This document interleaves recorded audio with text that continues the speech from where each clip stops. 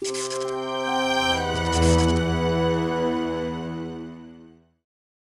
right, here's the deal.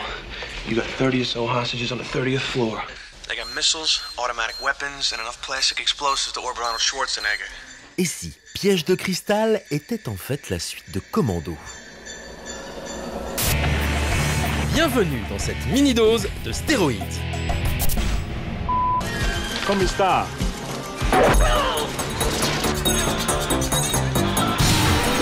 Rapidement annoncé après le succès du premier film, la suite de Commando n'a jamais vu le jour, si ce n'est sur le papier. Pour cette raison, et parce qu'Internet reste Internet, les rumeurs sont allées bon train sur les motifs pour lesquels le film ne s'est jamais matérialisé.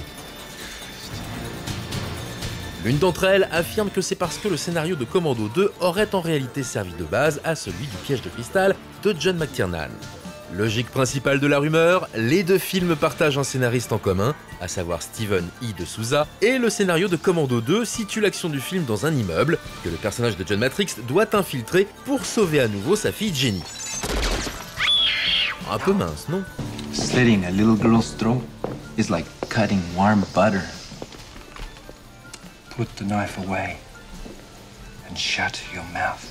Et oui, d'autant que le scénario en lui-même traîne, ironiquement, sur Internet, et qu'il est donc assez facile de vérifier que les deux films ne racontent pas vraiment la même histoire, Right? Wrong. et ne partagent d'ailleurs aucune scène en commun. Leave anything for us? Just bodies. À plus forte raison, car le scénario de Commando 2 a été rédigé après la sortie de Piège de cristal, Who said we were terrorists? la réécriture par Frank Darabont étant d'ailleurs datée du mois de février 1989. Mais à cette époque, Arnold Schwarzenegger refuse le projet pour se concentrer sur des méga-productions un peu plus classe comme Total Recall.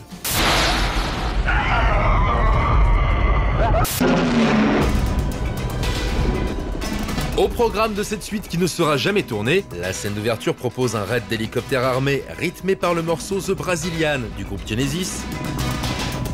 Le général Kirby se fait passer pour mort et se révèle être le véritable méchant du film. What are you expecting?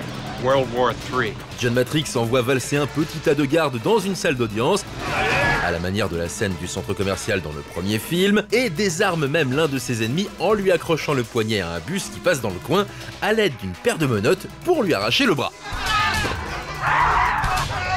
Bref, ça rigole bien dans Commando 2. Le scénariste Steven E. de Souza nous confirme d'ailleurs que les deux projets n'ont donc rien à voir. Is Die Hard the sequel to Commando? No, it is not. I don't know where that started. Sorry, Hans, wrong guess. The sequel to Commando, it's floating around the internet. I did a script and Frank Darabont made changes to it. It never got made. So for the Commando sequel, which we put into motion almost immediately after the movie came out, I said, all right, he is already retired from the military. He's a security consultant, and he got hired by a big international firm to make their building impregnable and to make sure that their security team was the best. So he goes out and recruits the best security people. He gets the most vicious dogs, the best computers and security and robot and stuff like that, and then discovers that these people are actually a front for a big criminal organization. And at the end of the picture, he has to go in and rescue, again, his daughter and the same girl from the first picture, Rae Dawn Chong. So I think the fact there were buildings in both, somehow that created the rumor. But Bruce is trying to break out of the building, right? And Arnold's trying to break into the building that he designed and trying to defeat the people he hired. So if there was anything that resembled the Commando sequel, it was probably this movie that Sly and Arnold did together. Right, there's a similarity, but it's a myth.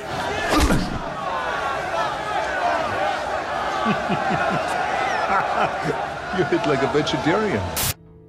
À vrai dire, si Piège de cristal est la suite, façon de parler, d'un autre film, ce serait celle du film de Gordon Douglas, le détective, Which Frank Sinatra was in. et pour cause, puisqu'il s'agit de l'adaptation d'un roman de Roderick Thorpe, dont la suite littéraire, intitulée Nothing Lasts Forever, a été écrite en 1979 et a servi de base au chef-d'œuvre de John McTiernan. And he had to be approached first. Fortunately, he said, I'm too old and too rich to be in this movie, which is good because the chases would have been on scooters, you know. So then to sever the legal tie to Sinatra, they changed the character's name. It's from Leyland to McLean. If you read the book, you'll see that a lot of the bones of the movie are in the book.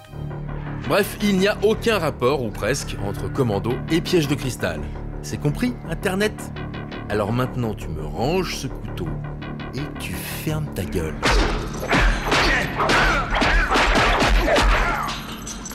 I have camouflage paint on. That's again because Hollywood decided that I'm a little bit too handsome.